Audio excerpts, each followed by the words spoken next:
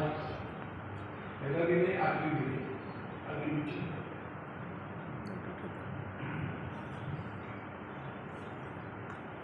तो मैं बहुत संक्षेप में कुछ बातें आपके सामने।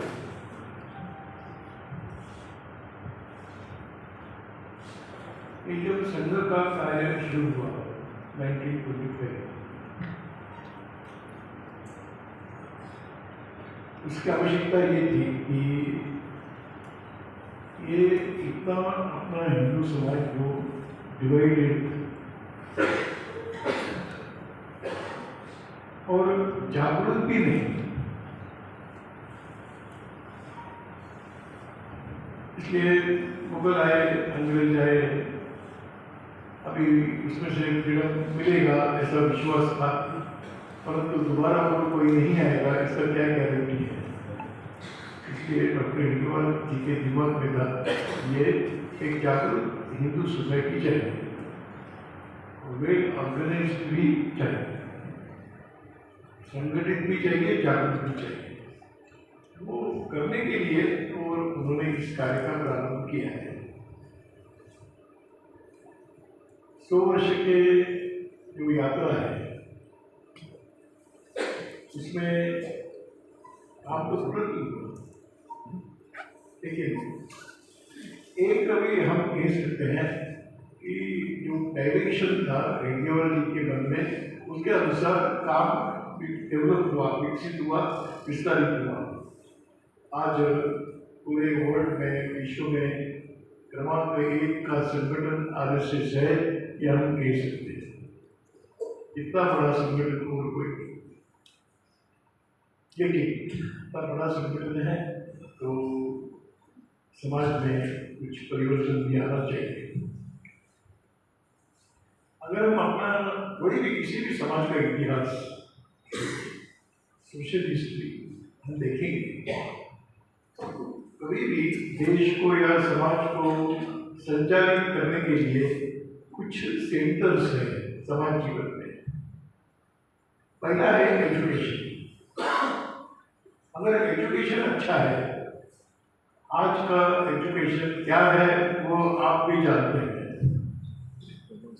आज का एजुकेशन ये मनी मेकिंग मशीन है, पैसा कमाने का स्किल सिखाते हैं।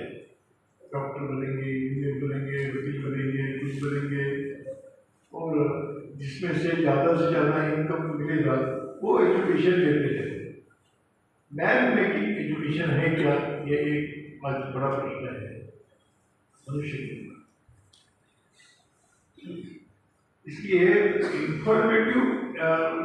Information oriented education, knowledge oriented education में थोड़ा कम आ रहा है। इसलिए शिक्षा अगर ठीक है तो पर्सनैलिटी डेवलपमेंट होता है। भारत की भाषा में व्यक्ति विकास और व्यक्तिमत्व विकास, ये व्यक्तिमत्व है, ये आउटर है, व्यक्तित्व है, इनर डेवलपमेंट है। ये एजुकेशन के द्वारा, शिक्षा के द्वारा इनर डेवलपमेंट होने की आवश्यकता रहती है, आउटर के साथ साथ।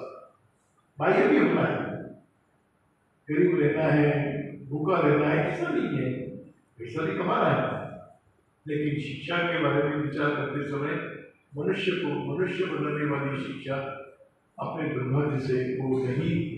आज एजुकेशन इंस्टीट्यूशन बिजनेस बन गए, एजुकेशन देने वाले नहीं बने। इसलिए उसमें गवर्नमेंट का भी रोल है, एजुकेशन इंस्टीट्यूशंस का भी रोल है, टीचिंग स्टाफ का भी रोल है, पेरेंट्स और स्टूडेंट्स का भी रोल है। ये चार मिलकर जब चलेगा तो पॉलिसी भी अच्छी बनेगी, इंस्टीट्यूशन भी अच्छे चलेंगे और स्टूडेंट्स भी उस प्रकार से डेवलप हो सकते हैं। इसलिए समाज को संचालित करने के लिए बेसिक एजुकेशन ठीक होना चाहिए, इसके बारे में सोचना है। संघ ने भी इसके बारे में सोचा है। दूसरा है डेवलपमेंट है तो भौतिक विकास भी चाहिए। इसलिए हमारे यहाँ पर उद्योग, इंडस्ट्री, ये सब डेवलपमेंट हुआ है तो हम कार्य के अनुसार दुनिया के साथ चलना है।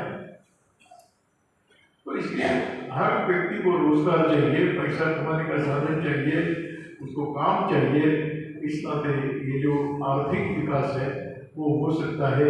इसलिए समाज जीवन भी बिना अर्थ के नहीं चलता, अर्थ के साथ चलता है। इसलिए आर्थिक उत्पादन के साधन जिस देश के अंदर पर्याप्त है वो भी एक समाज को कंट्रोल करने वाला एक सेक्शन। तीसरा है आर्टिस्ट, कलाकार, नृत्य, संगीत, नाट्य, ये भी समाज के निर्माण के लिए काम करते हैं। वो विकृति भी निर्माण कर सकते हैं, संस्कारित भी कर सकते हैं।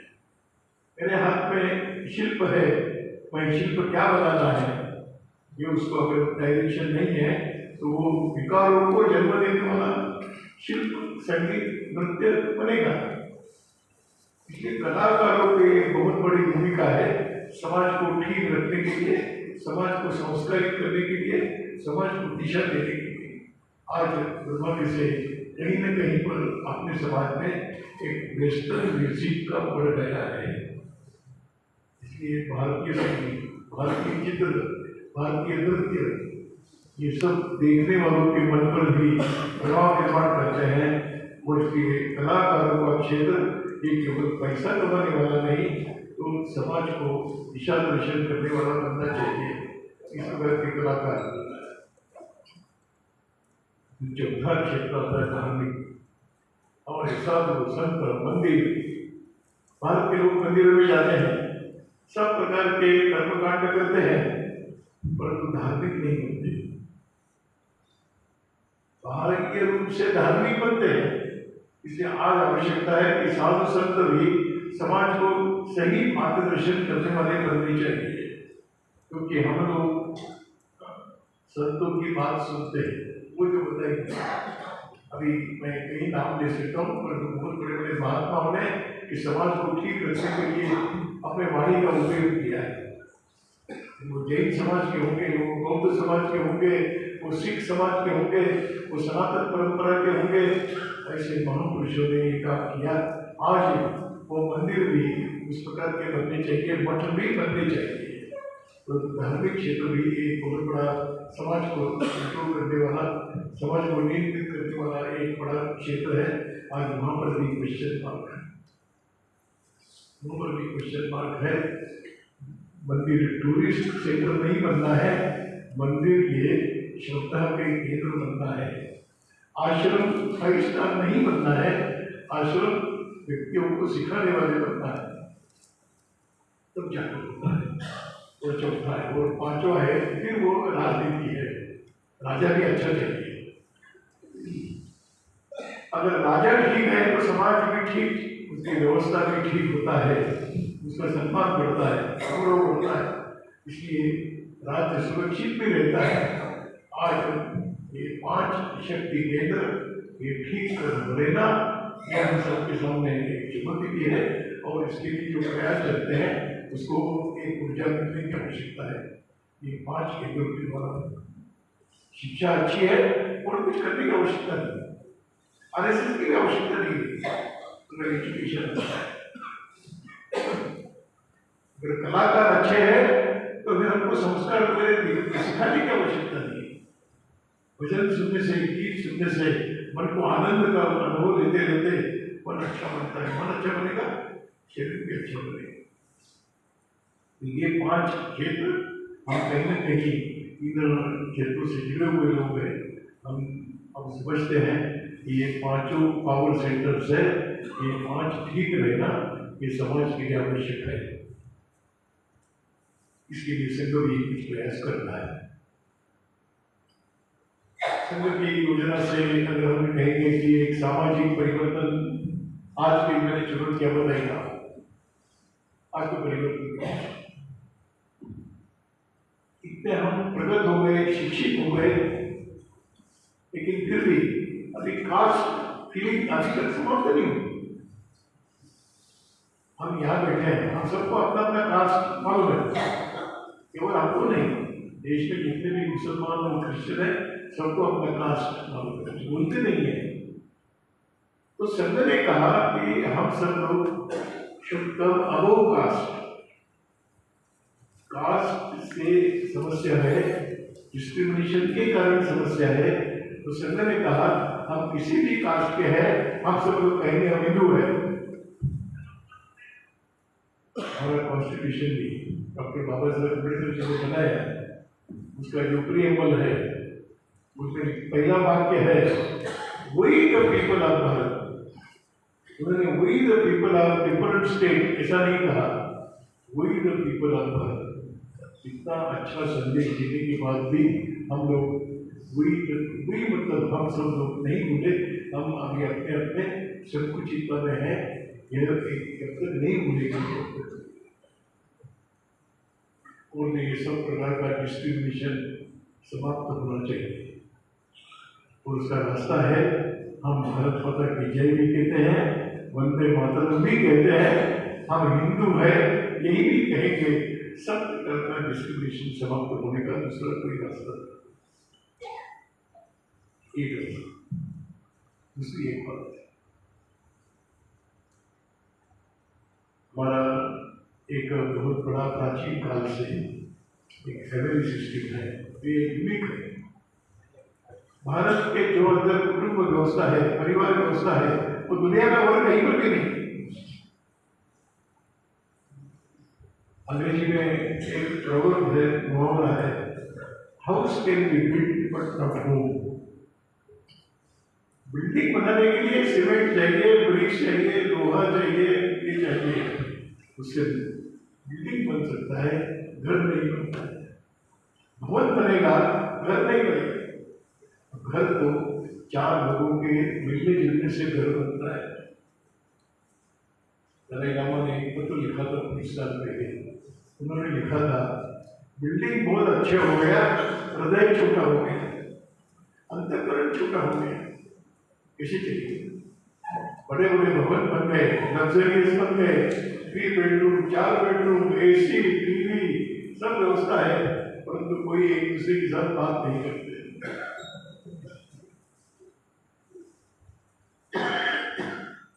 तो जो भी आज हमारे अंदर अच्छी बातें हैं वो फैमिली सिस्टम से आई। हर पेरेंट ने नेक्स्ट जनरेशन के लिए कुछ बताया, ऐसा रहना चाहिए, ऐसा बोलना चाहिए, ऐसा आचरण चाहिए, ये हर पेरेंट्स बताते आए। आज दुर्भाग्य से पेरेंट्स को भी समझ नहीं, बच्चों को भी समझाने वाला कोई नहीं। बड़े लोग ही छोटे बच्चों को झूठ बोलकर सिखाते हैं, हम सब जानते हैं।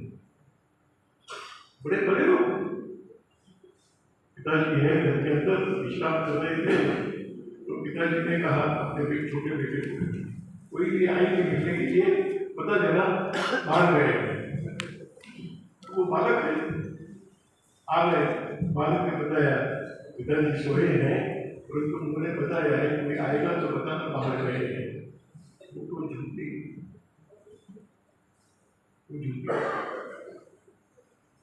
इसलिए घर एक बहुत बड़ा संस्कार केंद्र है। मातृदेवो भव, पितृदेवो भव, ये जो कहा गया, आचार्य बाद में आते हैं। क्या आज घर के अंदर इस प्रकार के संस्कार मिलेंगे? हमारा परिवार व्यवस्था भोगवाद के कारण, आत्म केंद्रित के कारण टूट रहा है। 1 साल 2 साल होते हैं शादी टूटती है। आप परमेश्वर में कभी कोर्ट पे जाकर एक 10 साल का रिकॉर्ड निकालिए, कितने डाइवर्स केसेस हुए हैं आपको भी ध्यान करेगा, हमको ध्यान रहता है कि कितना परसेंट डाइवर्स केसेस का बढ़ गया है। क्यों? आपके सेल्फ इंटरेस्ट, ये मोबाइल में सेल्फी आया वो वहां तक ठीक है, पर जीवन में भी सेल्फी आया, मैं और मेरा, जहां पर I and we, journey should start from we from I, ये घर में ही हो सकता है। आज अगर घर में इस प्रकार का वातावरण नहीं तो क्या? मैंने एक 10 छोटे छोटे बालक बेटे थे, 8वीं 10वीं कक्षा की, मैंने उनको पूछा कि परिवार का परिभाषा क्या है, कुटुंब का परिभाषा क्या है? एक बात मैं बताता हूँ, जहां पर जो चाहिए फ्री मिलता है, खाने के लिए चाहिए पैसा नहीं, कपड़ा चाहिए पैसा नहीं, जहाँ पर फ्री मिलता है उसको परिवार कहते हैं। अगर ये भाव रहा, जब फ्री मिलना बंद हो जाएगा तो वो परिवार नहीं हो गई। ये केवल एक इंडिकेशन है कि आज इंटोनेशन जो परिवार व्यवस्था में है, संघ ने इसके बारे में भी एक सोच कर प्रारंभ किया, हमारे परिवार अच्छे परिवार बनना चाहिए। तीसरी बात जो है पर्यावरण उसका शुरुआत अपने से करना है। मैं प्रदूषण के लिए जिम्मेदार हूँ, प्रदूषण को दूर करने के लिए मेरा जिम्मेदार है। मोदी जी और प्रधानमंत्री और बाकी 10 साल से बोल रहे हैं कि स्वच्छ भारत चाहिए। स्वच्छ भारत कैसे बनेगा? तो उन्होंने बताया, मोदी जी ने एक सभा में कहा कि जिस दिन भारत का एक एक व्यक्ति निर्णय करेगा कि मैं गंदगी नहीं करूंगा, उस दिन देश साफ सुथरा हो जाएगा। अब्दुल कलाम कहते हैं, अमेरिका से कोई आता है, एयरपोर्ट पर उतरते हैं, तुरंत वहीं पर जेब में कचरा है पूरा डाल के जाते हैं। अमेरिका में नहीं करते।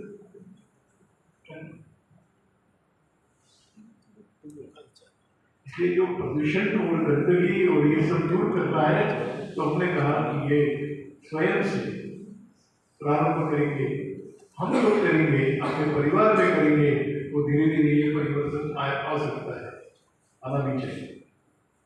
दूसरी बात है कि स्वदेशी भारत में लोगों को देशभक्ति सिखाना, देशभक्ति को अंदर से होना चाहिए सब लोग अपने देश के लिए। इसलिए मैंने कहा कि ड्यूटी जो यह है अधिकार और कर्तव्य, हमको सबको अपने अधिकार मालूम है, कर्तव्य का स्मरण नहीं है। ये परिवार में भी होगा। जब हम स्वदेश देश के बारे में सोचना प्रारंभ करेंगे तो हमारी कर्तव्य क्या है।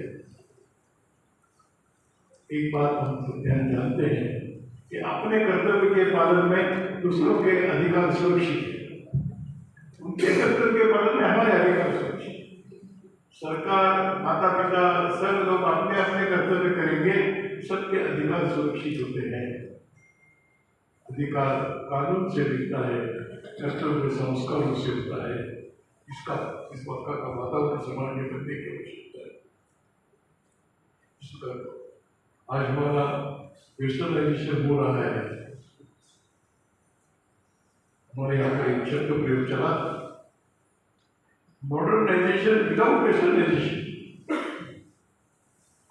भारत कभी भी आधुनिकता का विरोधी नहीं है, हम कोई भी शब्द भी नहीं आधुनिकता के विरोधी नहीं, परंतु वेस्टर्नाइजेशन के खिलाफ है। आज घर में वेस्टर्नाइजेशन हो रहा है क्या? पश्चिमीकरण हो रहा है क्या? भारत भारत रहेगा क्या? हिंदू हिंदू रहेगा क्या? ये सारे प्रश्न हैं और इसे अपने घर से प्रारंभ करेंगे। यहाँ पर वेस्टर्नाइजेशन का यही उदाहरण आजकल ये माता की बेटी है, घर में कुछ होता है तो बच्चे थैंक यू कहते हैं, तो माता को भी थैंक यू और माँ भी बच्चे को थैंक यू। माँ कहती सॉरी बेटा, बच्चे को माँ माफी मांगेगी। ये सॉरी थैंक यू ये तो दूसरे लोगों के लिए देता है, अपने लोगों के लिए। This is westernisation. वेलकम करते हैं, परंतु वेलकम ऊपर नहीं गिराते। वो दरवाजे में अंदर जाते समय वहां पर लिखते हैं वेलकम, उसके ऊपर पाँव रखकर ही अंदर जाते हैं। वेलकम गलत नहीं, परंतु पाँव के नीचे क्यों देना है? छोटी छोटी बातें वेस्टर्नाइजेशन के अनुरूप में अपने घर में आती है और इसके कारण आत्म केंद्रित भी होता है, भोगवाद का भी शिकार होता है। इन सब से बचने के लिए इसका प्रभाव और इसलिए वेस्टर्नाइजेशन और हम जितना सुरक्षित करेंगे उतना आवश्यक है। अंत में एक बात है कि सिटीजनशिप होता है, सबको आधार कार्ड,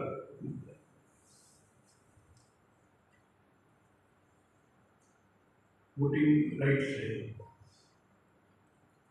एक नागरिक के नाते, एक लोकतंत्र को सुरक्षित करने के नाते 100% वोटिंग क्यों नहीं होता है? वोट किसको देना? वो इसके ऊपर डिपेंड है। हम वोट किसको देना नहीं बता रहे, परंतु एक भारत का नागरिक कॉन्स्टिट्यूशन ने हमको अधिकार दिया, उस अधिकार का उपयोग करते हुए सरकार को चयन करना है तो मेरे वोट देना चाहिए। ये अवेयरनेस अपने समझ में क्यों नहीं, उसकी क्रिटिक के कैसे सामान्य सिविक सेंस तो रहता है, सिग्नल पालन नहीं करते। टैक्स अगर आप इसको सुनकर छोड़ दीजिए, सैलरी में से टैक्स कटना अगर बंद हो गया तो ईमानदारी से टैक्स भरने वाले लोग निकलेंगे क्या? वो तो सरकार ने सैलरी में से टैक्स काट के ही आपको सैलरी देते हैं। अगर वो सरकार ने निर्णय किया कि सैलरी में से नहीं कटेगा, कितने लोग टैक्स भरने के लिए जाएंगे? हम वी आर इंडियन सिटीजन्स, तो नहीं, यहाँ पर नहीं किसी को नहीं बोल रहा हूँ। ये जो नागरिकता है, ये जो बोध है, ये जो सेंसिटिविटी इसके बारे में जो चाहिए, ये डेवलप करने की आवश्यकता है, तब भारत शक्तिशाली बनेगा। भारत केवल सरकार के बल पर नहीं, भारत केवल आर्मी के बल पर नहीं, भारत तो यहाँ पर रहने वाले हम सब लोगों के आधार पर ही सुरक्षित और शक्तिशाली बनने वाला है। इस प्रकार का समाज में परिवर्तन आना चाहिए।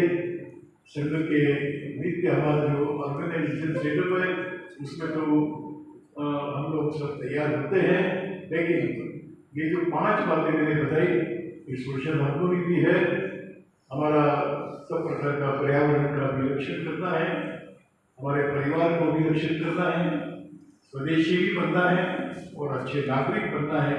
ये सारे समाज में आज इस प्रकार का जागरण प्रबोधन करने की आवश्यकता है। ये सबसे बड़ा चैलेंज हम सबके सामने है। ये कैसे होगा?